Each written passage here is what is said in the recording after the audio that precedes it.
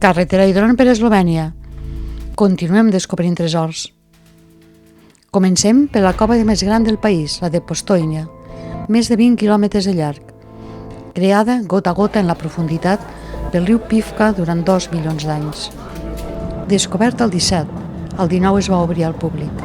Ara, un modern trenet de bateries et porta 3 quilòmetres cap a dins. Recórrer aquest milagre de la naturalesa amb tren i a peu és espectacular, una experiència única. Diuen que és la cova més impressionant del món. Diuen que el món màgic existeix i està en aquesta cova, i estem d'acord. Cada punt, cada detall és com d'encanteri. Estalactites, estalagmites de tot tipus i formes, sales càrstiques, el sorollet de l'aigua t'acompanya, les gotes cauen sense pressa, sense parar, deixen capes de calcita que creen figures blanques, lluents, indescriptibles.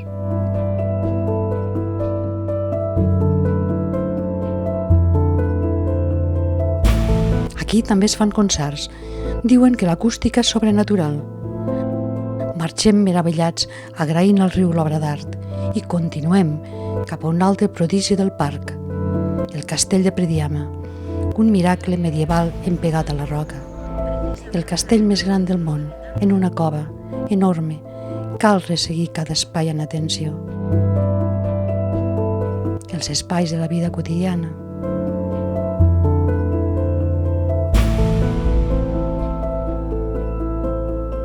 La capella.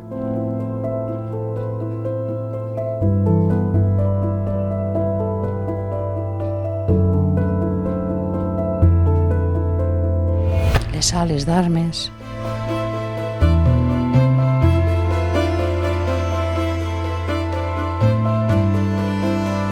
Les de descans. L'exterior és impressionant. Tot pedra enganxada a la roca en un barranc de 123 metres amb vistes espectaculars. No ens cansem de pujar i baixar escales.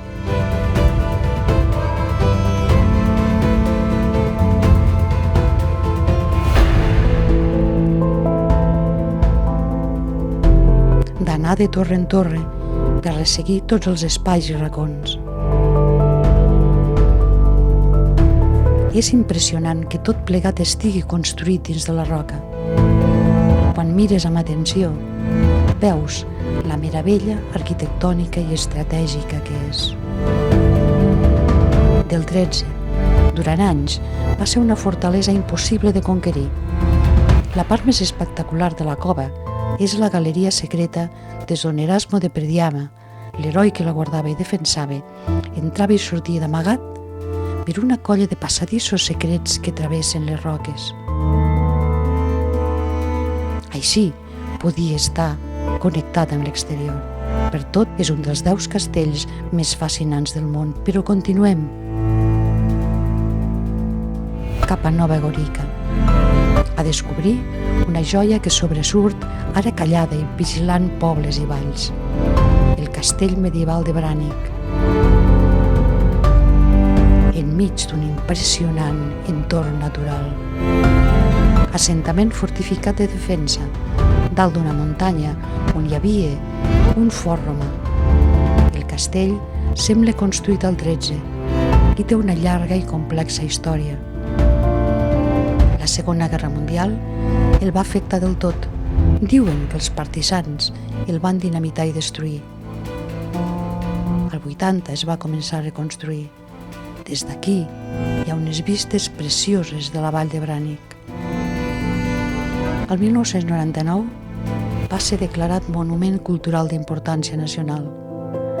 Tot el voltant del castell és inclòs en les zones naturals protegides de la xarxa europea Natura 2000. Quan hi vam anar estava tancat. Com es veu, sembla que encara està en plena reconstrucció.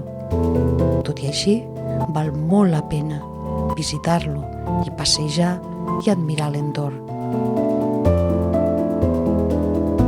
El dron ens mostra els diferents angles. L'estructura imposa encara ara i dona una idea de com d'important i estratègic devia ser, en origen, vigilant i defensant tota la vall. La imatge final que ens dona el dron és realment de postal.